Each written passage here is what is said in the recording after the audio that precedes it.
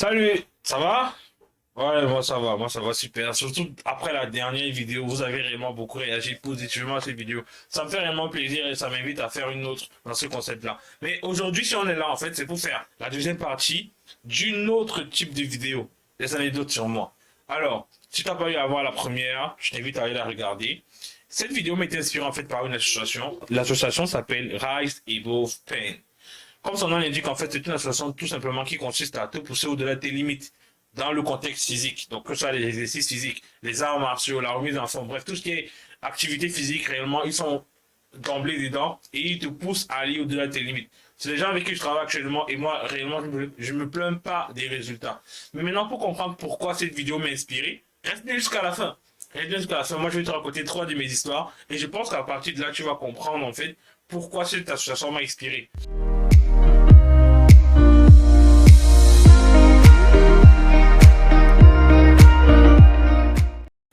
En gros, mes histoires en fait parlent de quoi? Parlent de 3 années pendant mon cursus secondaire. Donc mon année de troisième, mon année de seconde et mon année de première. Donc je vais aller crescendo et puis ensemble on va découvrir ça. La première histoire, ça se déroule en troisième comme je disais tantôt. Nous sommes un vendredi. Donc vendredi, déjà il faut noter que moi, dans mon établissement, en classe de seconde, genre c'est le second cycle en fait, donc troisième, seconde, première, terminale, vous avez l'habitude de faire certains cours le samedi également. Donc on commence à s'habituer à ça. Et là nous sommes un vendredi. Donc vendredi à la fin des cours, vous faites la semaine normale. Nous sommes en train de rentrer. Donc généralement ce qui se passe c'est que avec mes camarades, ce qu'on faisait c'est qu'on rentrait pas directement en taxi. On allait à pied en fait jusqu'à la maison histoire de bavarder un peu sur le chemin du retour et tout. Là ce qui se passe c'est que nous sommes, je crois que nous sommes 6, donc 5 mecs avec une meuf. Nous sommes en train de rentrer, on va voir de tout et de rien, on va voir de tout et de rien. Maintenant, on passe dans un quartier, on a donné un quartier un peu. Je n'aime pas le quartier, il est difficile, mais c'est un quartier un peu à risque. Et à l'entrée du quartier, on trouve genre une bande de mecs en fait qui sont assis, ils parlent également de tout et de rien. Maintenant, en fait, ce qui se passe, c'est que tu vois, il y a des mecs, une dizaine en fait, qui sont en train de parler, bref, qui sont dans l'émotion. Et puis il y a une meuf qui passe. Naturellement, ça crée des éclats de voix, genre. Oh ma chérie, viens ici, nanana. Et puis, on s'est retrouvé avec une meuf, en fait, qui sait pas aussi tenir sa bouche. Genre, ça répondait. Ça répondait. C'est la pire chose à faire, en fait, quand tu vas dans ce genre de critères. L'idéal pour moi, c'est tu passes, tu fais comme si tu n'écoutais pas et tu passes tranquillement. T'as rien demandé à personne. Mais bon, c'est pas ce qui s'est passé. La meuf s'est mise à répondre au mec, genre. Ah ouais, toi t'es trop laid. Ouais, tu parles à qui? Je sais pas si c'est parce qu'elle se disait qu'elle avait 5 mecs. Donc, elle avait de l'assurance. Maybe, I don't know. Bref, moi alors je prends la défense de la meuf en disant genre calme-toi déjà, c'est pas le truc qu'il faut faire. Et le mec en fait qui était assis, je fais genre c'est une meuf en fait, vous savez, ça sert à rien de se chauffer, y a pas de souci. À un moment on fait genre 3, 4, 400 mètres en fait, et quand je me retourne, je me rends compte qu'il y a plus, ils sont plus assis en fait où ils étaient. Moi je me dis bon ok, peut-être qu'ils avaient d'autres programmes, et puis bah ils sont allés faire. Mais maintenant, bizarrement on était dans une allée, tu vois. Et puis, plus on avance vers la fin de l'allée, et là, je me rends compte qu'il y a du monde en fait qui arrive vers la fin de l'allée. Donc ils se sont multipliés en fait, ils ont quitté de 10 à environ une trentaine. Like, trentaine. Et là, ils étaient armés, genre il y avait des couteaux, les bâtons, etc. etc. Et puis quand le mec, on arrive à la fin du tunnel, le mec qui m'interpelle, il me dit ok, tu m'as dit tout à l'heure que c'est une histoire de meuf. Genre, j'ai pas à m'importer pour ça et tout. Donc c'est toi que je vais prendre pour responsable. Pardon? Tu me prends pour responsable. Qu'est-ce que moi j'allais voir là-dedans en fait? C'est la meuf qui t'a mal parlé. Et puis moi j'essaie juste de calmer le gens en fait. Je me dis que ça sert à rien de chauffer pour une meuf. C'est ce que j'ai dit. Il me dit en tout cas où moi je suis là. Genre tu sentais dans les paroles du mec que là où il est en fait, il est pas venu pour dialoguer, il est vraiment venu pour le clash en fait, tu vois. Donc en essayant, j'ai essayé de temporiser les choses comme je pouvais, mais apparemment ça marchait pas. Lui ce qu'il voulait c'était le sang en gros. Donc, ce qui se passe, c'est qu'il me prend par le col comme ça, tu vois. Il me prend par le col comme ça. Et puis, il me dit, genre, c'est toi ou c'est la meuf, en fait. Et puis, quand il me dit, c'est toi ou c'est la meuf, moi, je suis genre, ok, je suis gentil, mais ma maman tient à moi. Donc, ça sera la meuf. Et quand je regarde, j'essaye de regarder comme ça. Je me rends compte, je vois plus la meuf, en fait. Je sais pas à quel moment elle a disparu, mais c'est taillé. Like, for real. Ce qui se passe, en fait, c'est que j'étais avec 5 gars, une meuf, et je me retrouve tout seul. Parce que j'ai ouvert ma grande gueule pour essayer de défendre quelqu'un. Donc, ce qui se passe, c'est que je me suis pris une baffe monumentale. Je crois que de toute ma vie, j'en ai jamais pris de cette taille-là. Ce qui fait genre, tu vois, comme dans les cartoons où en moi, tu vois les étoiles là. Je me suis pris une baffe, mais la baffe était monumentale. Mais bon, après, je suis pas resté là, je suis revenu le lendemain, on a réglé nos comptes, parce que je suis revenu le lendemain, j'étais pas tout seul également. J'ai cherché le mec, on a réglé nos comptes, et puis bon, on est parti sur de nouvelles bases, ce qui fait que maintenant, chaque fois que je passais là-bas, c'est genre, ouais, comment tu vas et tout.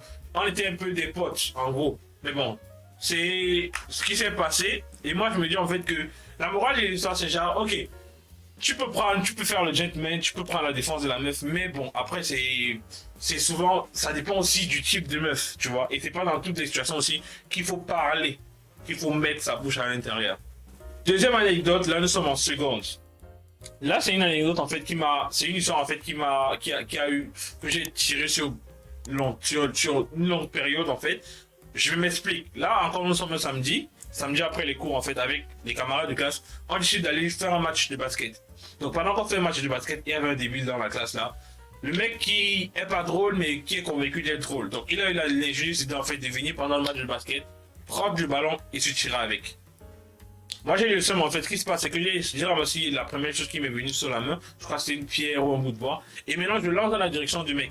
Sauf que, samedi également, il y a des mecs du quartier qui s'invitent à l'établissement pour soit regarder les activités qui se passent, ou bien essayer de tirer 2-3 meufs. Donc bizarrement, en fait, le bout de bois que j'ai lancé, il allait dans la direction en fait d'un groupe de mecs qui étaient assis là. Ce que je vois en fait, c'est un des gars le plus balèze, malheureusement. Il avait une paire de lunettes, genre des rebounds, un peu comme ce style-ci. Bah, il les a pris, il les a cassés en deux. Genre devant moi. Moi, directement, je comprends pas. Parce qu'après avoir lancé le bâton, en fait, je courais dans la direction du mec au cas où il lâche le ballon pour que je le récupère pour revenir au terrain avec. Donc il casse les lunettes, je comprends pas c'est quoi son délire. Après, je me dis, j'ai pas trop prêté attention. Je récupère le ballon et quand je suis en train de retourner vers le stade, il m'interpelle, il me dit, c'est toi qui as lancé ça? Je fais genre, honnêtement, je fais genre, oui, c'est moi. J'essaie de lui expliquer de toute façon, bon, il n'était pas très intéressé par ça. Il me dit, ok, tu vas payer, tu vas casser mes lunettes. I was like, j'étais juste vu en train de casser tes lunettes. Qu'est-ce que tu me racontes? Comment ça, j'ai cassé les lunettes? Et puis après, quand un mec qui a la carrure, Jean-Claude Van Damme, et toi qui est un petit tout mini, rikiki, je sais pas trop quoi, bah, même si t'es pas en tort, t'acceptes. Ok? Moi, je me dis, des rebounds, on en a pour quoi? 500 000, 1500, grand max. Mais non. C'est devenu un truc de raquette, genre, chaque soir, en fait, il fallait que je donne un truc à ce mec. Littéralement. Ce qui fait que j'étais tellement hanché, en fait, chaque fois qu'on sonnait la fin des cours, pendant que les autres étaient contents, moi, j'étais nerveux. Parce que je savais qu'à la sortie des cours, le mec, chaque fois, il était poussé devant le portail, en fait, genre, je sais pas si c'est un scanner qu'il avait, j'avais pour me cacher de la meilleure des façons. Il arrivait toujours à me repérer. Et il me prenait tout ce que j'avais comme sous sur moi. Ça a duré comme ça jusqu'à ce qu'un jour, en fait, il y avait un mec, un chauffeur de moto, qui avait l'habitude de venir récupérer une élève. Et puis il avait remarqué la scène depuis longtemps, en fait. Et là, il m'approche un soir, il me dit, ça fait genre 2-3 jours, je viens là, et je me rends compte que chaque fois que tu sors, tu lui donnes, qu'est-ce qui se passe, en fait. Essaye de m'expliquer la situation. Et là, moi, je me suis dit, frère, là, c'est ton moment. Genre, si tu te tais là, bah, tu vas vivre ça toute ta vie. J'ai balancé comme j'avais. Ouais. J'ai tout raconté, genre, du début jusqu'à la fin. Et puis, c'est retourné le mec qui dit, mais pourquoi tu t'en prends un petit? Fais ça à un gars comme moi, en fait. Fais ça à un gars comme moi. Et il disait ça, en fait, il était en train de déboutonner sa chemise. Genre, tu sens que le mec se préparait pour un truc, en fait. Du coup, le mec, bizarrement, le balèze que j'avais l'habitude de voir, qui avait l'habitude de me raqueter, s'est transformé en un bisounours qui n'arrivait même plus à aligner 2-3 mots. Donc c'est ça en fait qui a permis qui a fait en sorte que ça s'arrête en fait. Le mec il me raquettait plus, chaque fois que je sortais, il me voyait, il avait même pas le courage de venir m'adresser la parole en fait. Parce que le monsieur en fait qui l'avait interpellé lui avait dit que si j'apprends encore en fait que tu as eu à raqueter un mec, un élève en fait, un enfant de cet établissement, tu auras affaire à moi. Du coup il a pris peur et puis bah il m'a laissé tranquille. Coup de chance, peut-être. Est-ce que j'avais pas de couilles? Oui, j'en avais pas. Mais j'étais jeune aussi, du coup, j'étais plus influencé qu'autre chose en fait. La troisième anecdote, là nous sommes en première, comme je disais tantôt. Première, vers la fin de l'année scolaire avec les activités, qu'il y en a plein à l'établissement. Soirée culturelle, dégustation, Miss et Master, etc., etc. Du coup, il y a un monde fou qui se ramène à l'établissement. Même la sécurité n'arrive plus à savoir qui est élève, qui n'est plus élève, vu que tout le monde est la plupart du temps civil à cause des activités qui se passent. Donc ce jour-là, en fait, c'était une activité. Il y avait une soirée culturelle. Soirée culturelle, c'est genre, il y a des chorégraphies, il y a des défilés de mode, bref, tout ce qui est culture, en fait. Et ça se passait dans la grande salle de l'établissement. Maintenant, à la fin de la soirée, en fait, avec mes potes, on a décidé, bah, on rentre en salle. Essayer histoire de discuter, de bavarder, de tout rien. Et puis, moi, j'étais avec ma copine de l'époque, là. Donc, on est dans la salle de classe. Et à un moment, en fait, il y a 3 gars qui sillonnaient les couloirs. Genre, 3... On savait que c'était pas des élèves, parce qu'entre élèves, je crois qu'on se reconnaît quand même. Mais eux, ils avaient pas, en fait, l'aura des élèves, en fait. Donc, ils sillonnent, ils montent, ils descendent, ils montent, ils descendent. Bon, on s'est dit, ok, ils vont faire le tour, là, après, ils vont s'en aller. Maintenant, on était dans la salle, en fait, je crois qu'on était 6 ou 7. Genre, moi, ma meuf, et puis 4 ou 5 autres personnes.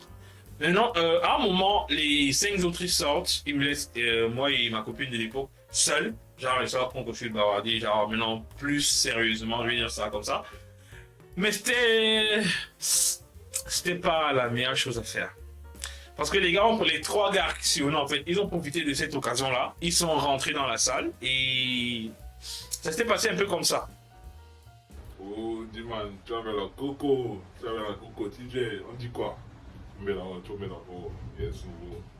Mais, assez, ta montre là, c'est mauvais, fais un peu voir ta montre là. Ah, big cam, quoi, when the buy side, when the buy cam. Mais tu viens de bailler ça, du quoi, choco d'abord. Yes. Ça dit quoi alors? Comment, on dit quoi? Il y a un peu où là, donc on sent là. Comme de par pour les autres, tu commences on sent là. Donc en gros, à la fin, ce qui s'est passé, c'est que moi, j'ai fini avec ma montre à moins. Et ils m'ont toute neuve, genre je venais de l'acheter, ça, mais je l'avais pas au point, ça faisait une semaine. Bon, je me dis, il a rien pris à la meuf, peut-être parce que c'était une meuf, mais aussi parce que bah elle avait que des trucs de meuf. Et il ressemblait pas réellement à un mec qui peut avoir une meuf en fait, genre. Anyways, après ça, ce qui s'est passé, c'est que bon, moi, personnellement, j'ai plus jamais revu ce mec pour essayer, je sais pas, une quelconque négociation dans le but de récupérer ma montre, vu que j'y tenais réellement. Mais bon, c'est pas ce qui est important. Le plus important, je crois, c'est qu'ils nous ont rien fait de mal. Ils étaient juste intéressés par les objets. Mais bon, en gros, c'est ce qui s'est passé. Et ça, c'était 3 histoires, en fait, de mauvaises périodes que j'ai vécues de ma vie, mais qui ont réellement contribué au renforcement de mon mental. De mon mental dans cette situation de crise là où ça demande réellement beaucoup de sang-froid pour éviter d'en arriver au pire. Donc je vais revenir maintenant sur le cadre de ce dont je parlais au départ. Qu'est-ce qu'ils font concrètement? Moi, ce que j'utilise, c'est remise en forme et self-defense. Self-defense, en fait, ça permet de faire quoi? Les combiner les deux, en fait, c'est genre remise en forme, ça me permet d'avoir ça, et self-defense, ça me permet de me servir de ça. Dans le bon terme, en fait. Donc, parce que moi, je me dis, il suffit pas d'avoir ça et de se trimballer, faire des photos et tout. Non. Moi, je me dis, si tu as ça et tu sais t'en servir, si j'avais ça et je savais m'en servir, je crois que j'aurais évité toutes ou bien la majeure partie des mauvaises périodes que j'ai vécues dans ma vie de ce type-là, des types d'histoires que j'ai racontées. Donc, en gros, je vais afficher le Facebook, c'est ça. Ils ont Facebook, je crois Facebook, Twitter et TikTok aussi, mais si vous voulez les contacter, allez-y via Facebook. Je crois qu'on va s'arrêter là. Si tu as eu une histoire similaire également, tu peux nous en parler dans les commentaires, qu'on essaye d'en discuter. Si moi j'ai des conseils que je peux te donner, je vais te les donner. Si j'ai pas de conseils, quelqu'un d'autre pourra le faire. C'était Eddie Landry, ça tu le sais déjà. Peace out.